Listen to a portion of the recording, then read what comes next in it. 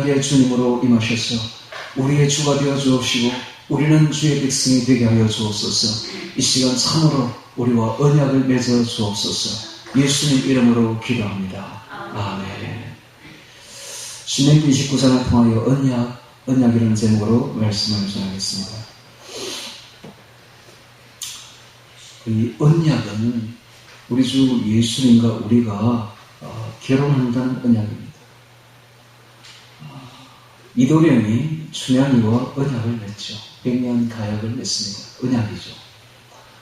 그리고 이도령이 한양으로 떠났지만은 그 언약은 유효했기 때문에 춘향이는 그 언약을 믿고 끝까지 수절하여서 이도령을 기다리게 되고 이도령 역시 그 언약을 기억하여 다시 춘향이에게로 아내 의사가 되어서 내려옵니다.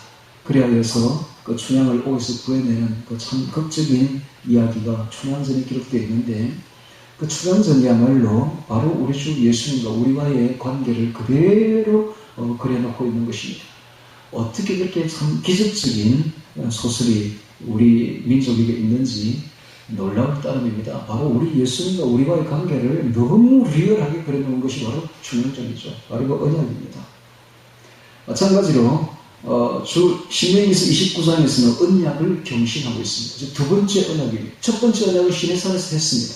1세대더라도 40년 전에 그들을 출애굽시켜서 시내산으로 데리고 왔습니다. 시내산 자락 그 광야에서 백성들을 다 모아놓고 언약을 한 것이죠. 그 언약이란 무엇이냐? 바로 나는 너희의 하나님이고 너희는 내 백성이다라는 언약입니다. 언약. 그래서 이스라엘 백성들이 하나님의 백성이 된 것입니다. 이 온 민족 중에서 유일하게 이스라엘 백성을 택하여서 나는 너희의 하나님이고 너희는 나의 백성이다 라는 언약을 맺어준 거예요. 그리고 40년이 지납니다. 광야에서. 그리고 마지막에 광야 마지막 때에 또 이 언약을 맺어줍니다. 왜 그러느냐? 이미 1세대들이 거의 다 죽었기 때문입니다. 언약을 맺었던 그 1세대들은 그 출애굽을 기억하고 하나님의 그 이적과 기사를 구원의 그 감격의 홍해의 기적을 기억했던 그 사람들이 다 죽었는데 그 사람들이 신앙을 자녀들에게 전수를 해줘야 되는데 너무 광야에서 바쁘게 생활하다 보니까 전수가 안 된 거예요. 왜 바빴을까요? 뭐 조금 있으면 구름이 떠나는 거예요. 구름이 떠난다, 구름 기둥이 떠난다 하면 일어나서 챙겨야 됩니다. 따라가야 돼요. 안 따라오기 나무는 죽는 겁니다. 광야는 남겨지면 죽는 거예요. 따라가야 돼요. 행렬에. 거기서 그 행렬에서 소속에서 빠지면 죽는 자리인 것입니다. 그 광야. 물이 있나, 양식이 있나. 그러니까는 밤이면 불기둥이 옮겨진다 하면 빨리 챙겨 일어나야 되는 것입니다. 그러니까 뭐 맨날 여기 갔다 저기 갔다 하니까 이거 바빠가지고 자녀들에게 그 언약을 이 신앙을 전수를 해야 되는데 전수할 시간이 없었던 것입니다.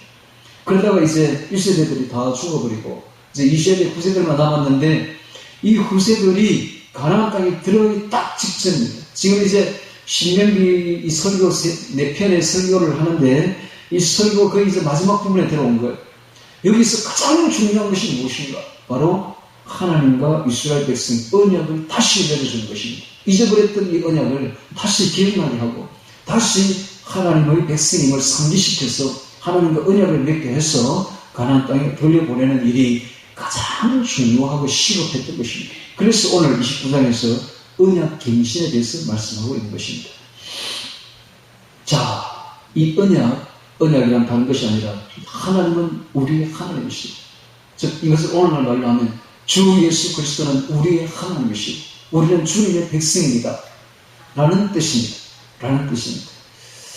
이것이 굉장히 중요한데 이런 말들이 성경에 곳곳에 박혀 있어요. 나는 너희 하나님이 되고 너희는 내 백성이 되리라 하는 말이 예레미야서, 에스겔서에 4번, 예레미야서에 1번, 스가랴서에 1번, 고린도 후서에 1번, 히브리서에 1번 계속 나오고 있습니다. 아가서 2장 16절에는 나의 사랑하는 자는 내게 속하였고 나는 그에게 속하였구나 하는 이 속함에 대한 이야기를 하는 이게 바로 속한다는 말이 바로 언약이죠. 언약. 사람은 사회적인 동물입니다.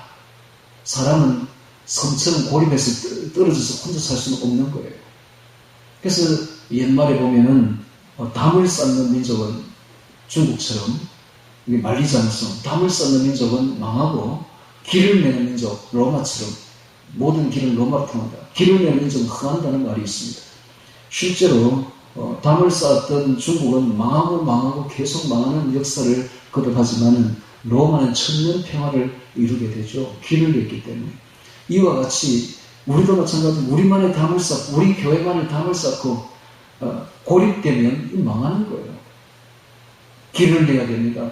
세계를 향해서 길을 내고 모든 민족에게 복음을 전해주고 이렇게 소통하고 연결되어야만 우리가 흥하는 것이지 혼자 담을 쌓고 혼자 이렇게 있으면 망하는 교회가 되는 겁니다.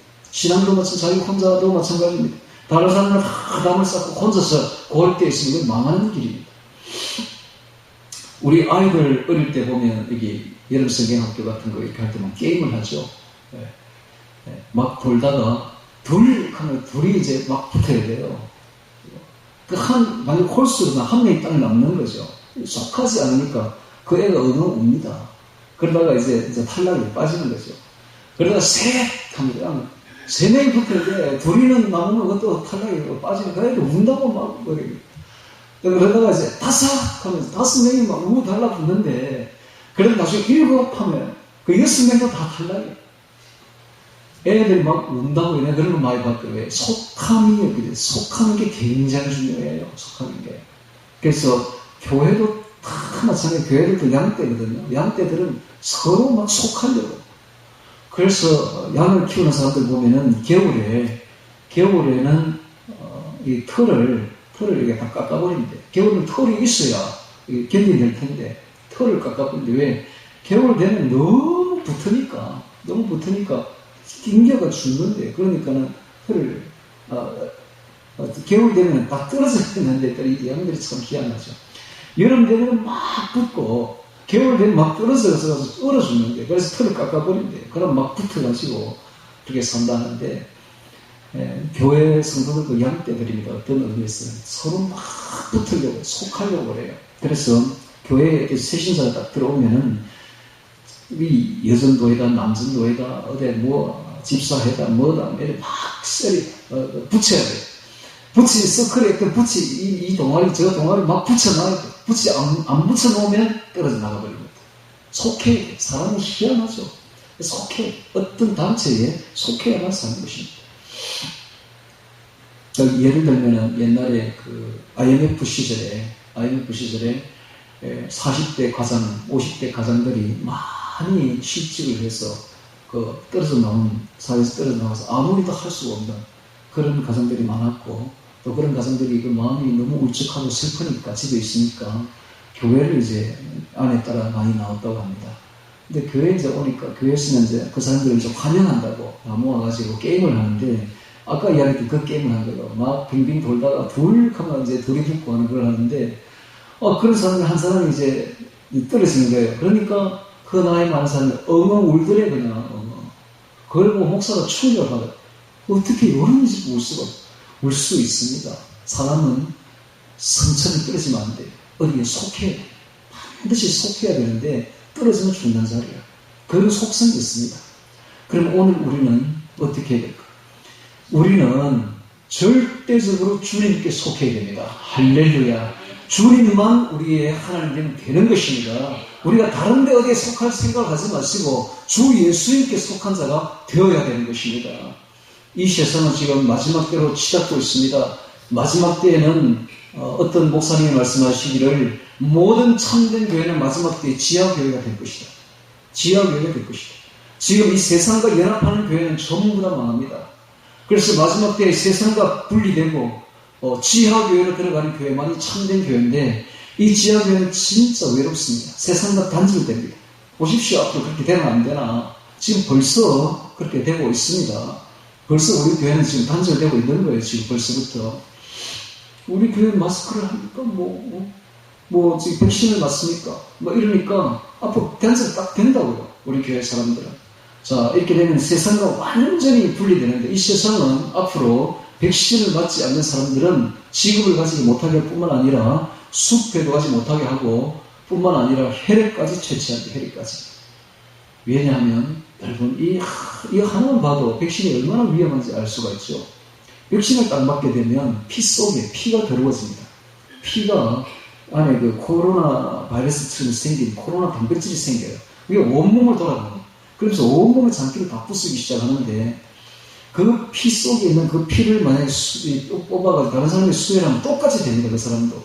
그러니까는 절대 피를 이제 그때부터는 헌혈을 할 수가 없고 이 피를 다른 사람이 수혈할 수가 없어요.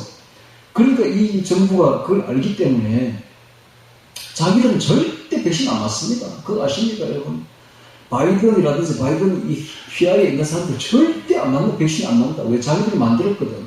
이게 독약이 왜 사람 죽이는 걸 알기 때문에 절대 안 맞는다. 그래서 이제 이 수혜를, 헌혈을 누구한테 이제 강요하느냐? 백신 안 맞은 사람들만 이제 강요를 한다는 법을 지금 만들고 있어요. 이 법만 봐도 이 백신이 얼마나 무섭고 사람을 죽이는 것인지를 딱 알 수가 있잖아요. 이 정부 하는 거 보면 그렇게 해서 좋기 시작합니다. 이제 앞으로. 그래서 이런 식으로 나가게 되면 우리는 고립될 수밖에 없어요. 그러나 고립되더라도 절대로 두려워하지 말고 외로워하지 말아야 될 것은 주님이 우리 편입니다. 할렐루야. 우리는 주님께 속하였습니다. 우리는 주님의 백성이요.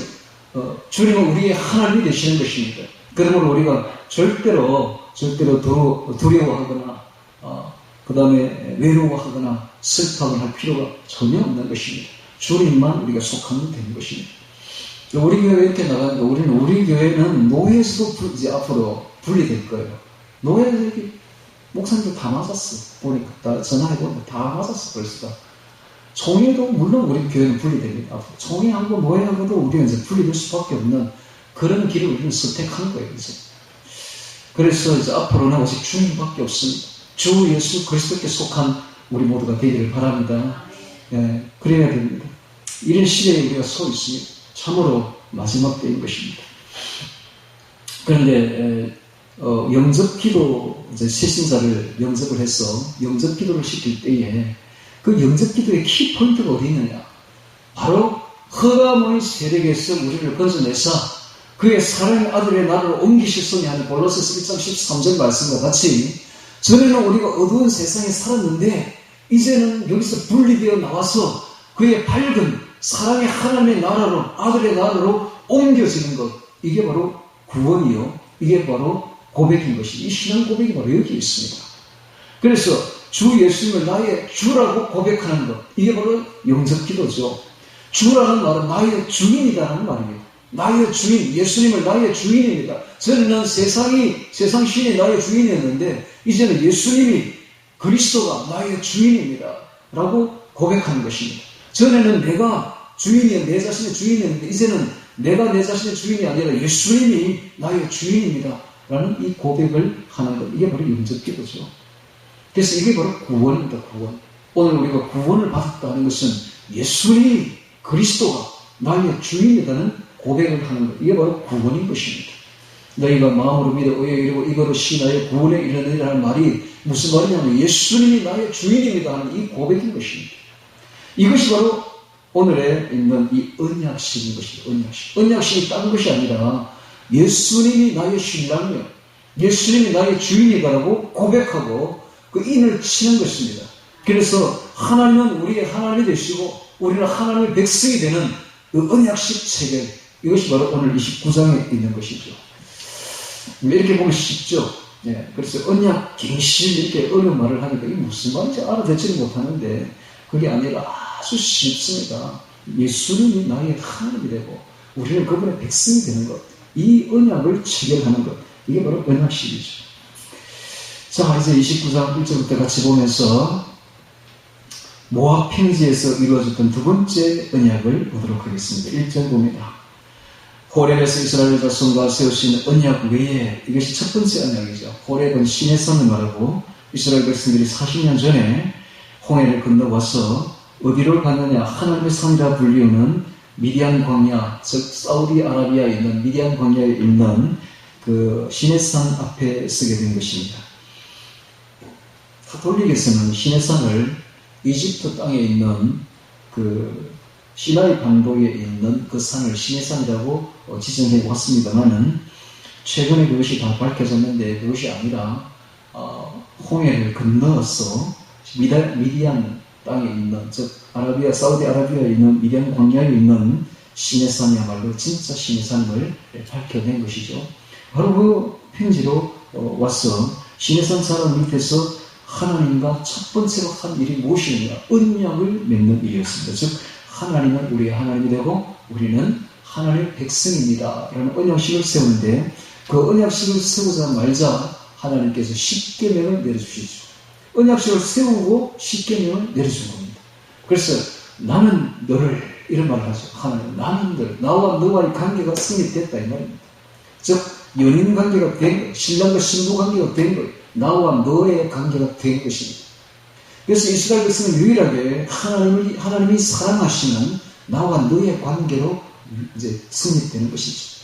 그렇게 해서 십계명을 내렸습니다. 나는 너를 애굽 땅 종되었던 집에서 인도해 너의 하나님 여호와라 하면서 십계명을 내주시죠. 그래서 하나님은 자기 백성에게 이러이러한 10가지는 지켜 행하라 하고 내려주는 거예요. 그래서 이스라엘 백성들은 하나님의 백성이 되었으므로 십계명을 지켜야 했던 것입니다. 오늘 우리도 마찬가지로 우리가 왜 주의 말씀을 지켜 행해야 되는가? 우리가 주님과 언약을 맺은 주의 백성이기 때문에 다르게 살아야 되는 것입니다. 이것이 바로 주의 말씀대로 순종하는 것입니다. 자, 근데 그렇게 한 것이 첫 번째 언약이었고, 그것이 세우신 언약 외에 두 번째 언약을 세웁니다. 여호와께서 모세에게 명하사 모압 평지, 모압 땅에서, 가나안 땅이 보이는 요단 강변에 있는 모압 평지에서 또 그들과 세우신 언약의 말씀이 이러하니라. 두 번째 언약이죠. 이것이 바로 언약갱신이라고, 이제 어려운 말로 하면, 한자 말로 하면 언약갱신이라고 하는 건데, 두 번째 언약을 세웁니다. 아까도 이야기했듯이 왜 그러냐? 40년 만에 세대가 완전히 교체가 되어버렸기 때문에 후세대들이 하나님에 대해서 잘 모릅니다. 부모들이 언약 전수를 안 해준 거예요. 신앙 개성을 안 해준 거예요. 그래서 이 세대 간의 단절 중에서 가장 심각한 단절이 바로 신앙의 유산이 물려지지 않는 단절이 가장 심각한 단절인 것입니다. 오늘 우리 한국의 기독교의 문제가 어디 있느냐? 부모의 신앙이 자녀에게로 전달되지 않는다는 것. 이 세대 간의 신앙이 유산이 물려지지 않는 것. 이것이 가장 큰 단절입니다. 그래서 우리 교회에서는 쉬운 성경 해설서를 펴는 겁니다. 쉬운 성경 해설서는 북한만 보내는 것이 아니라 후세들에게 주려고 펴낸 거예요. 이 신앙이 단절될까 봐 이게 제일 두렵거든. 그래서 책을 펴낸 거예요. 이 후세들이 이 책을 보고 신앙을 회복하고 우리가 가졌던 그 신앙으로 올라올 수 있도록 하기 위해서 우리가 책을 펴낸 거예요. 만약에 여기서 우리가 죽어버리면, 우리 세대가 가버리면 하늘나라로 후세들만 남겨진다면 후세들은 어떻게 신앙을 가지겠습니까? 그래서 이 참 기성세대들이 가장 큰 일이, 가장 시급하고 가장 위대한 일이 신앙의 유산을 물려주는 일인 것입니다. 자, 이 신앙이 물려지지 않았기 때문에 하나님이 다시 언약을 세웁니다. 왜냐하면 가나안 땅에 들어가는 것보다 더 중요한 일은 이 언약을, 하나님과의 언약을 세우는 일이 더 중요했기 때문에. 자, 2절에 봅니다. 모세가 온 이스라엘을 소집하고 그들에게 이르되 여호와께서 애굽 땅에서 너희 목자의 바로와 그 모든 신하와 그 온 땅에 하신 모든 일을 너희가 보았나니 곧 큰 시험과 이적과 큰 기사를 너희가 목도하였느니라. 자, 언약을 맺기 위해서는 먼저 하나님께서 우리를 어떻게 구원하였는가, 그 구원의 기억을, 은혜를 기억해야 됩니다. 우리를 어떻게 구원하셨는가, 그 은혜를 기억하는 사람은 언제나 감사합니다. 감사하는 그 사람은 바로 하나님의 백성입니다. 감사하는 사람은 절대 하나님을 잊지 않습니다. 하나님께 충성되기 순종합니다. 자식도 마찬가지. 자식이 부모의 은혜를 기억한다면 절대적으로 효자가 됩니다. 절대 빗나가지 않습니다. 부모의 은혜를 기억하는 사람은 절대적으로 부모를 불효하지 않습니다. 효자가 다 되는 것이죠. 마찬가지로 오늘 우리들도 하나님의 은혜를 기억한다면 절대적으로 하나님께로부터 빗나가지 않습니다. 언제나 그런 사람 입에는 감사가 붙어 있습니다. 감사합니다. 감사합니다. 하나님의 은혜에 감사합니다. 그런 사람은 절대적으로 하나님 말씀에 순종하게 되어 있습니다. 그래서 오늘 감사가 얼마나 중요한지 모릅니다. 감사는 곧 옛날의 은혜를 기억한다는 것입니다. 그리고 우리에게 지금도 베풀어 주신 그 은혜에 잊지 않는다는 것입니다. 이것이 바로 감사죠. 그래서 하나님의 은혜를 기억하고 잊지 않는 것, 이것이 바로 백성의 첫 번째 요건입니다. 그래서 이런 말을 하고 있습니다. 애국에서 인도하여 냈던, 세상에서 인도하여 냈던 이 말이죠. 세상에서 우리를 인도해 낸 그 구원의 은혜를 잊지 않는 것. 이가 바로 하나님의 백성이 첫 번째 가져야 될 것이죠. 저는 제 일생에서 가장 크고 위대한 사건을 저의 개인적인 구원 사건으로 들고 있습니다. 제가 28살 때에 예수님을 만나게 된 거예요. 성령을 체험하고 누가 저를 교회를 인도한 것도 아니에요. 제 스스로 발길을 돌려가지고 어느 날 수요일날 옆에 있는 교회당 문을 삐걱 열고 제 스스로 들어가는 거예요. 제 스스로 문을 삐걱 열고 들어가서 맨 뒷자리에 앉았는데 성령의 불이 떨어져 버린 거예요. 그때부터 제가 제 일생이 완전히 바뀌어버렸는데, 완전 180도 바뀌어버렸는데, 저는 그 사건을 제 일생에서 가장 위대한 사건이요, 기적이라고 저는 늘 생각하고 있습니다. 그래서 저는 지금도 생각하기를 저야말로 이 세상에서 가장 행복한 사람, 가장 복된 사람입니다. 세상에서 나보다 복된 사람은 없다고 저는 생각합니다. 저는 미국 대통령이 부럽지 않습니다. 요즘에 보니 대통령 하려고 막 난리를 하고 있던데, 저는 그런 거 주어도 안 해요. 주어도 안 해요. 이번에도 보니까 총회장님이 저한테 전화를 달라고, 부총회장 하라고 전화하고, 지난번에도 정치국장 하라고 전화하고, 제가 그랬어요. 관심 없다. 하루 종일 관심도 없다. 그런가. 나는 우리 주 예수님이 저를 구원해준 그것만, 그것이 가장 큰 사건이고, 그것이 관심이 있는 것이지, 세상의 물질, 명예, 권세, 욕심 전혀 관심 없습니다. 저는 예수님이 저를 구원해준 사건에 뼈를 꼭 백골난망, 뼈가 없어져도 잊지 않습니다. 저는 지금은 그렇지 않은데 몇 년 전만 해도 늘 눈물이 마를 날이 없었어요. 왜? 주님의 은혜만 생각하면, 저 같은 죄인을 구원해 주신 그 은혜만 생각하면 눈물이 마를 날이 없었어요. 근데 요새는 은혜가 떨어졌는지 눈물이 잘 안 흘러요. 아마 은혜가 떨어진 것 같아요. 다시 첫사랑을 회복해야 될 것 같아요. 어쨌든 몇 년 전만 해도 제 눈에서 늘 그 은혜를 생각하면 눈물이 그냥. 그렇습니다. 하나님께서 우리를 구원하신 그 사건을 기억하는 사람은 절대적으로 하나님께 빗나가지 않습니다.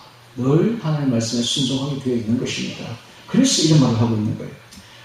애굽에서 너희가 보았나니 그 큰 시험과 있을 그 큰 기사를 너희가 목도하였느니라 하면서 4절에 보니까, 그러나 깨닫는 마음과 보는 눈과 듣는 귀는 오늘날까지 여호와께서 너희에게 주지 아니하셨느니라 하면서 5절에 보니까, 주께서 40년 동안 너희를 인도하여 광야를 통행케 하였거니와 너희 몸의 옷이 낫지 아니하였고 너희 발의 심이 헤어지지 아니하였으며 너희를 떡도 먹지 못하며 포도주나 독주를 마시지 못하게 하시는 주는 너희 하나님이신 줄을 알게 하려 하시느니라. 알게 하려 하시는데 깨닫지 못했다, 이 말입니다. 저 무슨 말입니까? 40년 동안이나 매일 새벽에 만나가 내려오고 그걸 먹고 살았고, 40년 동안이나 옷이 헤어지지 아니하였고 신발이 닳지 아니한 그런 엄청난 은혜를 받고서도 아직도 하나님을 깨닫지 못한, 그 은혜를 기억치 못한다는 거예요. 어떻게 할 수가 있어요? 즉 일상에 내려오는 일상적인 은혜를 깨닫지 못하는 거예요. 일상에 내려오는 이 기적을 하나님의 은혜인 줄 알지 못하고 맨날 내려오니까 그런 줄 아는가 보다, 이렇게 생각하는 거예요. 그렇지 않죠. 그 광야는 하나님이 만나를 내려주지 않으면 하루도 살 수 없는 땅이 바로 광야였습니다. 오늘 우리가 사는 세상입니다.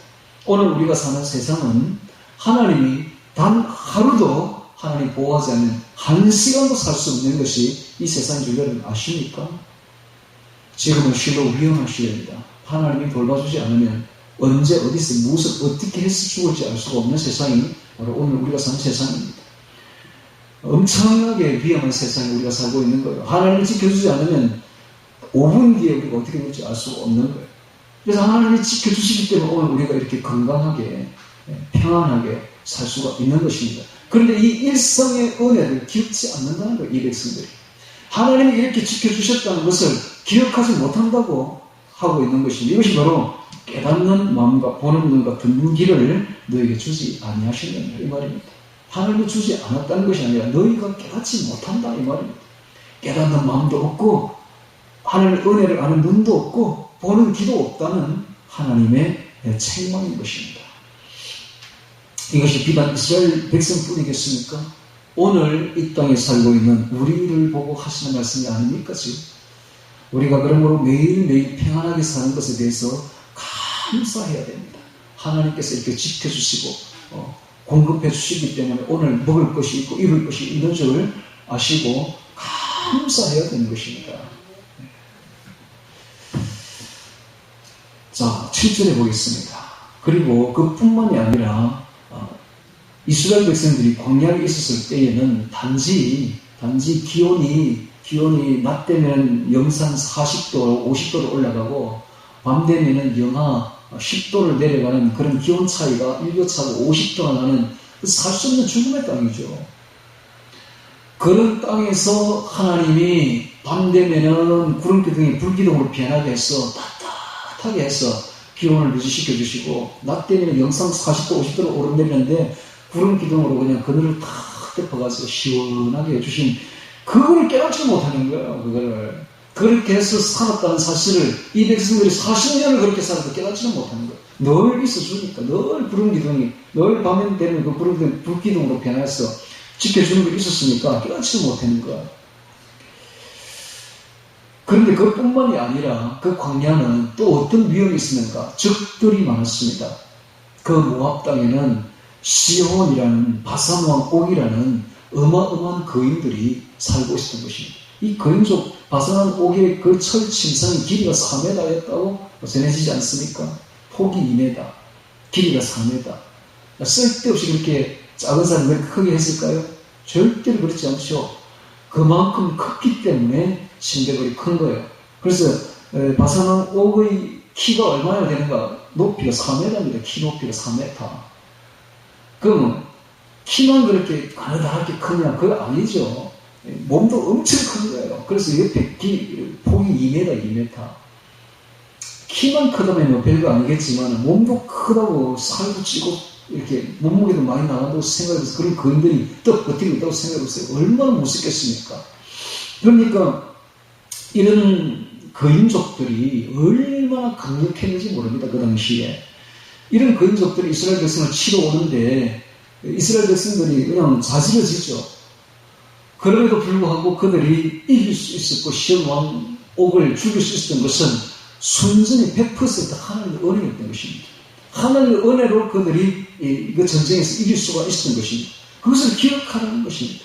너희 힘으로는 도저히 불가능한 일을 하나님 내가 그렇게 해주었다 하는 것을 잊지 말아라는 것입니다. 그리고 또한 이런 전쟁은 가나안 전쟁에 앞서서 요단 동편을 정복하게 했던 것은 앞으로 가나안 전쟁에 들어가기 위한 전초전이었습니다. 즉 맛보기였죠. 맛을 한번 보는 겁니다. 자, 하나님이 우리와 함께 하시면은 우리가 이런 전쟁에서 승리할 수 있겠구나 하는 맛보기 전쟁을 보여준 겁니다.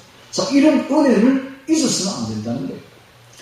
하나님의 백성은 하나님이 주신 이런 기적들을, 이런 승리의 흔적들을 절대로 잊으면 안 됩니다. 오늘 하나님께서는 놀랍도록 우리에게 함께 하시고 역사하십니다. 그럼 이런 역사 하나하나를 절대로 잊으면 안 됩니다. 이것을 기억하는 사람이 하나님의 백성이다. 하나님의 백성은 절대로 그래서 하나님께 불순종하지 아니하고 이런 기억을 가진 사람들은 이런 것을 늘 기억하는 사람들은 하나님께 순종하게 되어 있는 것입니다. 자, 8절에 보겠습니다.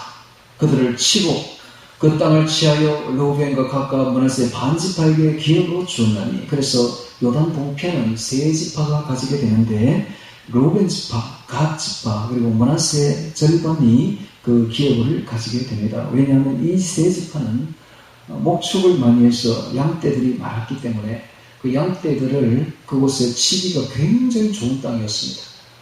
특히 그 므낫세 지파에게 준 그 길앗 땅은 진짜 비옥하기 땅이 짝이 없는 정말 천국과 같은 그런 땅이었습니다. 그런 땅들을 므낫세 지파에게 다 준 것입니다. 9절에 그런즉 너희는 이 언약의 말씀을 지켜 행하라. 그리하면 너희 하는 모든 일이 형통하리라. 자, 형통의 비결이 나왔습니다. 말씀을 지켜 행하면 됩니다. 하나님이 하신 말씀대로 순종하면 되는데, 자, 이 형통이란 뜻이 무엇이냐 하면, 이 형통은 나의 뜻과 나의 욕심과 나의 소원대로 되는 것이 형통이 절대 아닙니다. 형통은 하나님의 뜻대로, 하나님의 원대로, 하나님의 말씀대로 이루어지는 것. 그래야 하나님의 의도한 그 하나님의 아름다움이, 하나님의 그 창조의 그 아름다움이 그대로 펼쳐지는 것. 하나님 뜻대로 펼쳐지는 이것이 바로 형통인 것입니다. 오늘 우리가 형통한다 하면 전부 알아듣기를 자기 뜻대로, 자기 소원대로, 자기 욕심대로 이루어지는 걸 형통이라고 생각하면 천만에 정반대입니다. 형통은 하나님의 말씀대로, 하나님의 뜻대로, 하나님의 의지대로, 하나님의 그 아름다움이 펼쳐지는, 우리 인생이 펼쳐지는 이것이 바로 형통인 것입니다. 그러려면, 그렇게 형통하려면 먼저 하나님의 말씀을 우리가 알아야 되죠. 하나님의 말씀을 순종해야 되죠. 그래서 하나님의 말씀대로 순종하고 그 말씀을 늘 주야로 묵상하면 우리의 모든 일이 형통하게 되는 것입니다. 형통하리라. 10절에 보겠습니다. 오늘날 너희고 너희 도련과 너희 지파와 너희 장로들과 너희 유사와, 여기까지는 이스라엘 모든 남자와, 여기까지는 당연히 총회에 와야 될 사람들이죠. 그 당시에 남자들만 계수에 했으니까, 수를 세웠으니까, 계수에 넣었으니까 남자들이 하나님 앞에 와서 언약을 맺는 것은 지극히 당연한 것입니다. 그런데 하나님이 놀랍게도 숫자에도 들지 않는 그런 사람들까지 부릅니다. 그런 사람들도 와서 언약을 같이 세우자라고 말을 합니다. 그 사람들이 누구냐? 바로 너희 유아들과, 유아들은 당시에 숫자에 들어가지 않았습니다. 너희 아내들과 여자들도 숫자에 들어가지 않았습니다. 내 진중에 있는 객 이방인들이죠. 외국인들입니다. 이 외국인들도 절대로 숫자에 있지 않았습니다. 물론 너를 위하여 종들, 나무를 패는 자들로부터 물 깃는 자까지 종들이죠. 이 종들도 대부분 다 이방인들이었는데, 외국인들이었는데, 이런 사람들까지 다 하나님 앞에 서라고 말을 합니다. 왜냐하면 구원은 지극히 개인적이기 때문에. 구원은 1대1로 하나님과 내가 맺는 겁니다. 주 예수님과 내가 1대1로 맺는 것, 이게 바로 구원이거든요. 그러니까는 우리 아버지가 구원받았다고 내가 따라가서 구원받는 거 절대 아닙니다. 그래서 모든 영혼이 하나님 앞에 서라는 겁니다. 모든 영혼.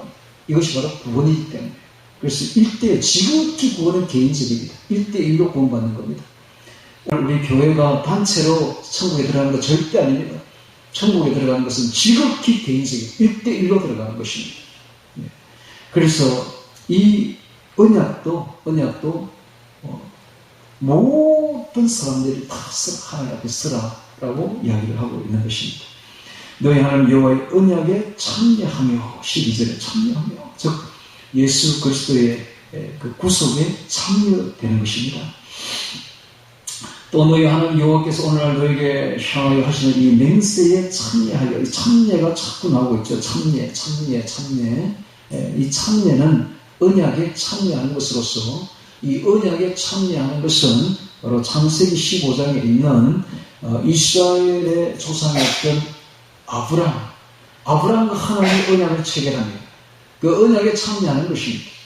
그 언약을 맺을 때에 창세기 15장에 보면 아브라함이 짐승을 쪼갭니다. 반으로 딱 쪼개가지고 그렇게 벌려놓고 해질 때까지 기다립니다.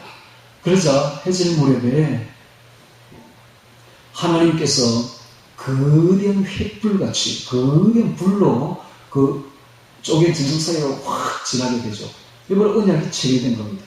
고대에서는 계약을 할 때, 언약을 체결할 때에 반드시 짐승을 쪼개고 두 사람이 그 사이로 지나갑니다. 그러면 무슨 뜻이냐 하면 이 계약을 위반하면 이렇게 죽는다. 이 짐승, 이런 뜻입니다. 그와 똑같은 관습으로 하나님께서도 짐승을 쪼개놓고 그 사이로 지나가셨습니다. 근데 그 짐승이 양이었는데, 그 짐승이 희생 제물로서 곧 예수 그리스도를 뜻합니다. 예수님이 오셔서 자신의 몸을 찢고 자신의 보혈을 흘려서 언약을 우리와 맺어준다는 뜻입니다. 저 이 언약은 바로 새롭고 산 길이 되는 것입니다. 히브리서 10장 20절. 히브리서 10장에 그 길은 우리를 위하여 휘장 가운데로 열어놓으신 새롭고 산 길이요. 휘장은 곧 제 육체입니다. 예수님이 십자가에 돌아가실 때에 하나님이 휘장을 지성소와 성소를 이렇게 막아놓았던 두께 3cm의 그 휘장 절대로 찢어지지 않는 그 휘장을 하나님 위에서부터 아래로 쫙 찢어버렸습니다. 그것은 예수님의 바로 몸인 것입니다. 그 몸이 열리자 새롭고 산 길이 우리 앞에 열린 것입니다. 예수님의 십자가 희생으로 우리는 새롭고 산 길로 들어가게 된 것이죠. 이것이 바로 언약입니다. 이게 언약입니다. 베리트 쪼개다. 이게 언약인 것입니다. 그래서 언약에 참여한다는 말은 바로 예수님에게 참여한다 이런 뜻이 들어있는 겁니다. 구약부터 오늘 우리가 언약에 참여한다, 즉 구원 언약에 참여한다는 것은 예수 그리스도에게 속한다라는 뜻입니다. 예수 그리스도에게 속한다. 예수님께서는 또한 500여 기적을 일으킬 때에 떡을 떼어 이런 말을 합니다. 떡을 떼어 제자들에게 주매 이르죠. 떡을 뗀다는 것이 자신의 몸을 뜻합니다. 자신의 몸을 떼어서 이렇게 나누어 준 것입니다. 그럼으로써 모든 사람들이 그 떡을 먹고 생명의 떡을 먹고 살 수가 있었는데 그 생명의 떡은 곧 예수님이십니다. 오늘 우리가 예수님을 먹게 되면 그분의 언약에 참여하게 되고 그 피로서 그 살로서 우리가 새롭고 산 길을 얻게 되는 것입니다. 할렐루야. 그래서 오늘 우리는 새롭고 산 길은 바로 이 세상이 아니라 바로 예수 그리스도고 예수 그리스도께서 펼쳐놓으신 저 천국임을 알 수가 있습니다. 자, 다시 성경으로 넘어오셔서 그래서 언약에 참여하여라는 말을 12절에 하고 있습니다. 너희 하나님 여호와의 언약에 참여하며 또 너희 하나님 여호와께서 오늘 너에게 향하여 하시는 맹세에 참여하여. 자, 이 여호와는 바로 예수님을 뜻합니다.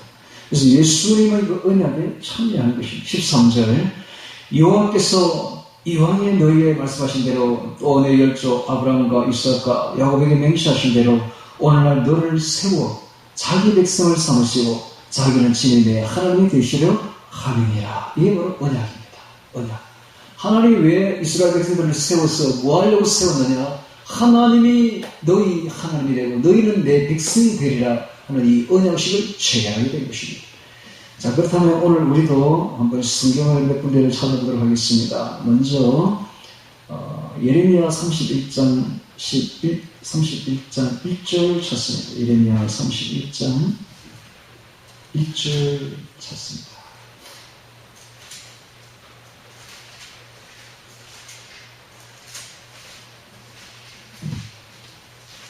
찾아서 읽으면 은혜가 됩니다.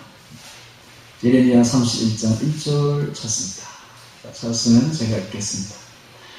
나 여호와가 말하노라. 그때 내가 이스라엘 모든 가족의 하나님이 되고 그들은 내 백성이 되리라. 이번에는 에스겔서 11장 찾습니다. 에스겔서 11장 그 뒤에 있죠. 에스겔서 11장 20절 봅니다. 20절 에스겔서 11장 18절부터 봅니다. 18절. 그들이 그리로 가서 그 가운데 모든 미운 물건과 가증한 것을 제하여 버릴지라. 내가 그들에게 일치한 마음을 주고 그 속에 새신을 주며 그 몸에서 굳은 마음을 제하고 부드러운 마음을 주어서 내 율례를 쫓으며 내 규례를 지켜 행하게 하리니 그들은 내 백성이 되고 나는 그들의 하나님이 되리라. 에스겔서 36장 찾습니다. 좀 넘겨서 36장 에스겔서 36장 28절 찾습니다. 28절 36장 28절 여기도 똑같은 말씀이 나오고 있죠. 자, 26절부터 봅니다. 또 새 명을 너희 속에 두고 새 마음을 너희에게 주되 너희 육신에서 굳은 마음을 제하고 부드러운 마음을 줄 것이며 또 내 신을 너희 속에 두어 너희로 내 율례를 행하게 하리니 너희가 내 규례를 지켜 행할지라. 내가 너희 열조에게 준 땅에 너희가 거하여 내 백성이 되고 나는 너희 하나님이 되리라. 아멘. 그 다음에 또 37장 에스겔서 37장 23절 에스겔서 37, 23 봅니다. 그들이 그 우상들과 가져온 물건과 그 모든 죄악으로 스스로 들키지 아니하리라. 내가 그들을 그 범죄한 모든 처소에서 구원하여 정결케 한즉 그들은 내 백성이 되고 나는 그들의 하나님이 되리라. 아멘. 27절 봅니다. 밑에 27절. 내 처소가 그들의 가운데 있을 것이며 나는 그들의 하나님이 되고 그들은 내 백성이 되리라. 아멘. 자, 신약에 넘어볼까요? 고린도 후서 6장 봅니다. 고린도 후서 6장. 고린도 후서 6장 16절 봅니다. 16절. 고린도 후서 6장 16절 봉독하겠습니다.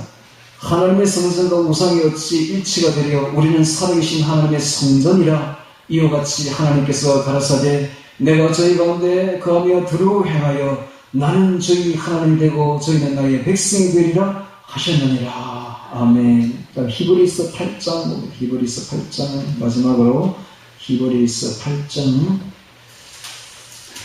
10절 봅니다. 10절.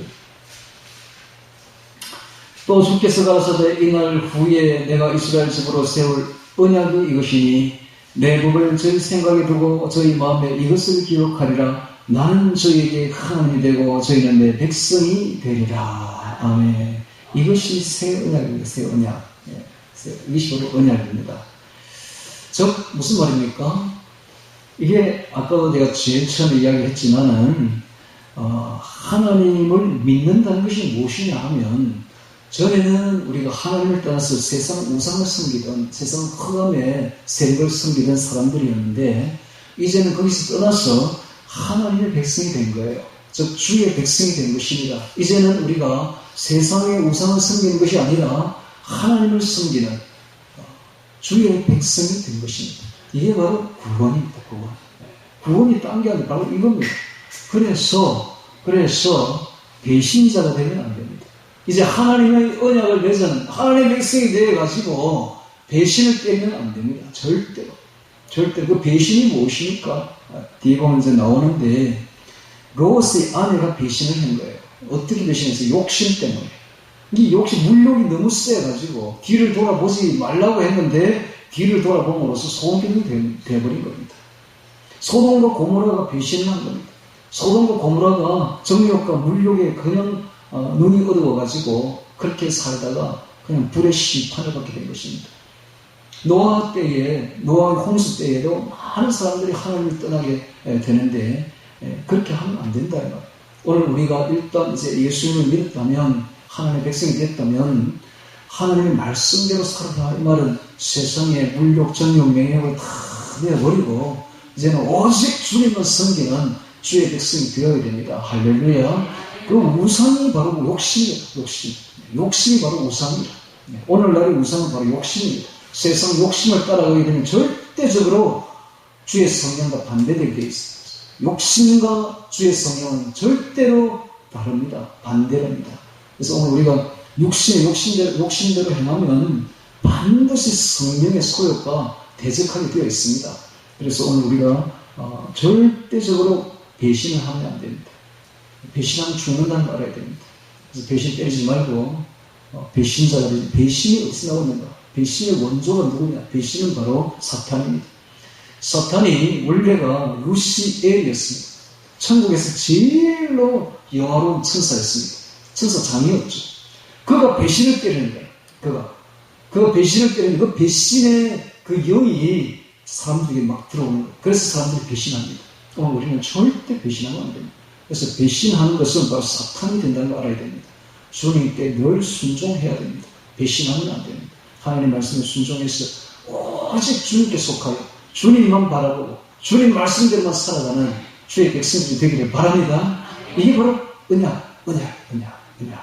자, 다시 신명기로 넘어오셔서 14절 봅니다. 14절 13절 봅니다. 13절. 자, 맹세에 참여까지 이야기 받고 13절. 여호와께서 이왕에 너에게 말씀하신 대로 내 열조 아브라함과 이삭과 야곱에게 맹세하신 대로 오늘날 너를 세워 자기 백성을 삼으시고 자기는 친히 내 하나님이 되시려 함이니라. 이게 바로 언약입니다. 14절 내가 이 언약과 맹세를 너희에게는 세우는 것이 아니라 오늘날 우리 하나님 여호와 앞에서 우리와 함께 선 자와 여기 있는 자와 오늘날 우리와 함께 여기 있지 아니한 자에게까지니 우리에게까지 우리 모든 그래서 하나님은 세상 모든 사람들이 다 하나님의 백성이 되기를 원하십니다. 모든 사람들이 하나님 되기를 원하시는 것입니다. 그래서 구원 언약에 초대하는 것이죠. 지금 이 말씀은 구원 언약에 초대하고 있습니다. 세상 모든 사람들이 다 하나님의 백성이 되기를 하나님은 원하십니다. 16절에 우리가 애굽 땅에 어떻게 거하였었는지 너희가 여러 나라를 어떻게 통과해 왔었는지 너희가 알며 너희가 또 그들 중에 있는 가정한 것과 목숫과 언급의 우상을 보았느니라.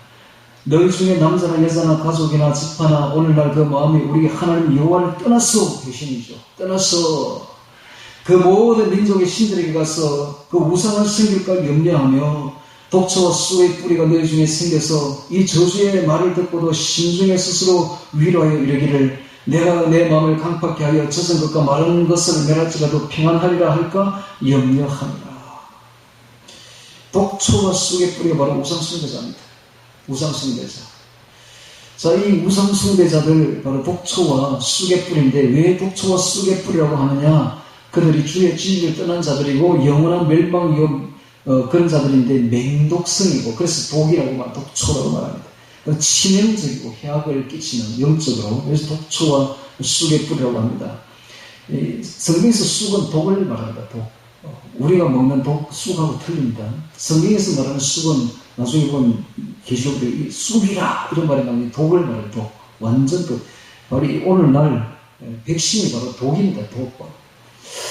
치명적 해악입니다. 그리고 이 뿌리가 있다는 것은 이 번식력이 강하다라는 뜻입니다. 번식력이 강하다. 큰 피해를 줍니다. 그리고 이들은 거짓 평안을 말합니다. 언제나 우상숭배자들은 거짓 선지자들은 평안하다 합니다. 평안하다. 여러분 지금 평안한 시대 아닙니다. 지금 그런데 요즘에 거짓 선지자들은 백신을 목사들이 그러면 백신을 받아라. 그럼 평안하다. 평안하기는 뭘 평안해? 백신을 1차 맞으면 100혈과 25% 감소합니다. 2차 맞으면 50% 감소합니다. 3차를 맞아보세요. 온갖 병이 다 들어오는데 그 병을 막을 면역력이 다 사라져버립니다. 그러니까 평안하지 않습니다. 오늘날 평안하다 하는 거짓 선지자의 말을 듣지 말기 바랍니다. 지금은 환란 시대에 돌입했습니다. 이 독초와 쑥의 뿌리가 너희 중에 생겨서 이 저주의 말을 듣고도 심중에 스스로 위로하여 이르기를 내가 내 마음을 강팍케 하여 젖은 것은 우상숭배에 흠뻑 젖어 있는 자를 말합니다. 마른 것은 갈급한 심령으로 우상숭배를 사모하는 자를 말합니다. 아직 젖진 않았고 우상숭배를 사모하는 자를 마른 것이라고 표현합니다. 그것을 멸할지라도 평안하리라 할까 염려합니다. 평안하지 않는데 자꾸 평안하다 거짓 평화쇼. 요즘 정부가 거짓 평화쇼 많이 하죠.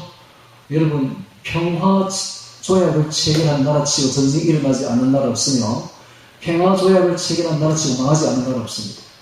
오늘 종전선언하고 평화선언을 하죠. 그러면 우리나라 곧바로 망한다는 걸 알아야 됩니다. 그래서 종전선언은 즉 반대해야 되는 거예요.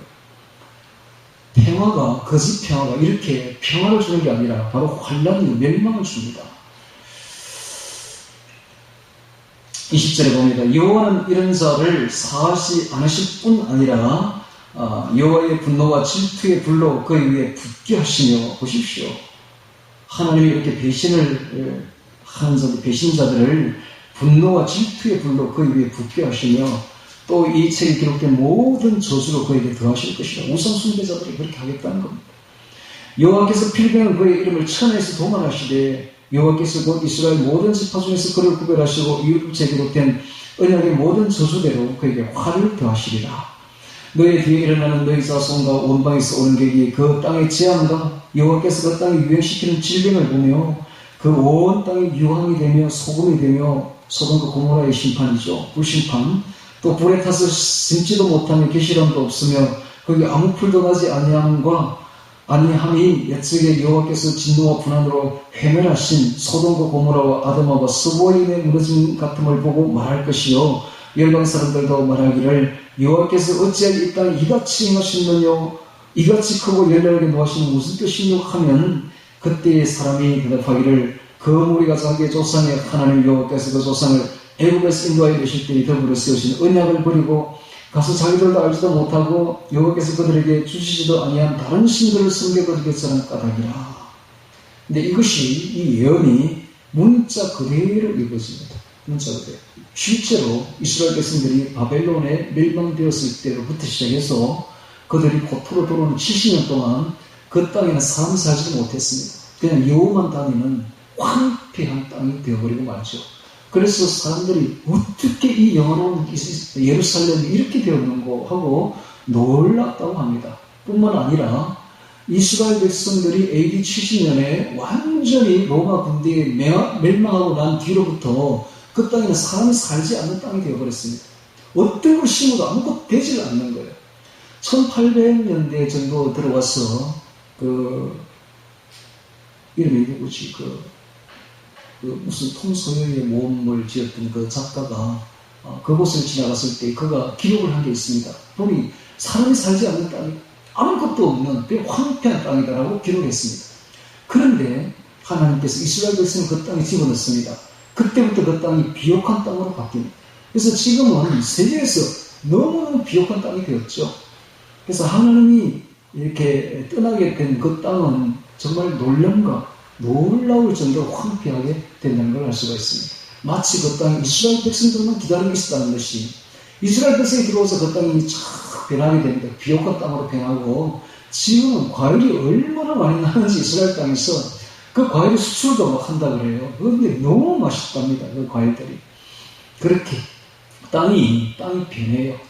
이게 이렇게 왜 그 땅이 이렇게 회멸되고 멸망이 되었는가? 바로 이스라엘 백성들이 우상을 섬겼기 때문에 땅이 저주를 받아서 그렇게 되었다는 것입니다. 자, 27절에 봅니다. 27절. 이러므로 여호와께서 이 땅을 향하여 진노하사 이 책에 기록된 모든 저주대로 재앙을 내리시고 여호와께서 또 진노와 분한과 크게 통한하심으로 그들을 이 땅에서 뽑아내서 다른 나라에 던져보내심이 오늘날과 같다 하리라. 오묘한 이런 우리 하나님 여호와께 속하였거니와 나타난 이런 영구의 우리와 우리 자손에게 속하였나니 이는 우리로 율법의 모든 말씀을 행하게 하려 하심이니라. 이 오묘한 이런 하나님의 구속 계획입니다. 그래서 나타나지 않는 숨겨진 일이죠. 그래서 하나님이 우리를 구속하는 건 너무나 오묘합니다. 구속 계획은 너무너무 오묘합니다. 그러나 나타난 이런 하나님의 말씀, 율법을 말합니다. 그래서 우리가 오묘한 일은 하나님께서 하시죠. 구원은 하나님께서 하십니다. 사람이 어떻게 막을 수가 없는 일이죠. 하나님께서 구원하시면 구원하시는 것입니다. 그러나 일단 구원받은 사람은 나타난 이런 구원받았다면 그때부터는 하나님의 말씀대로 율법대로 순종해야 됨을 말씀하고 있습니다. 자, 오늘 우리는 신명기에서 29장을 통하여 언약이라는 제목으로 말씀을 들었습니다. 이 언약이란 다른 것이 아니라 하나님이 우리의 하나님이 되고 우리는 그분의 백성이 되며 우리가 일단 그분의 백성이 되면 절대로 배신하지 말고 하나님의 명령대로 순종해야 됩니다. 그 말씀대로 순종해야만이 복을 받는다 하는 사실을 이렇게 기록하고 있습니다.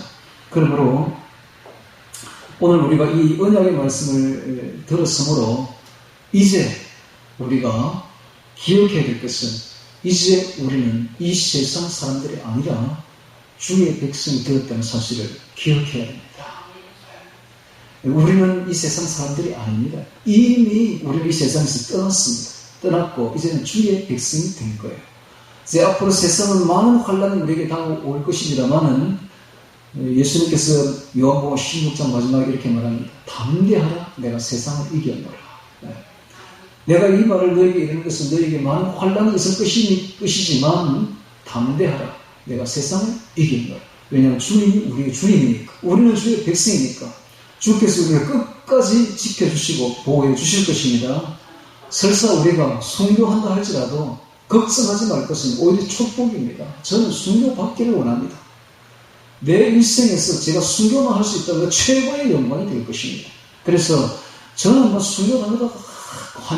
환영이고 어떤 압박과 핍박이 들어온다 할지라도 준비 다 되어 있습니다. 그 받을 준비가 다 되어 있습니다. 그러므로 여러분 우리 주님의 말씀을 기억하시기 바랍니다. 너희가 내 이름으로 환난과 핍박을 당하면 기뻐하고 즐거워하라. 하늘 너희 상이 크니라. 너희 전에 있는 선지자들도 이같이 핍박하였느니라. 이제는 주의 백성이 되었으므로 환난과 핍박이 온다 할지라도 전혀 두려워하지 마시고 주님께서 우리를 지키신다 생각하시고 굴복하지 마시고 꿋꿋이 배신하지 마시고 주님만 충성되이 섬기는 우리 모두가 되기를 주의 이름으로 축원합니다. 다 같이 오늘 말씀 기억하며 기도드리겠습니다.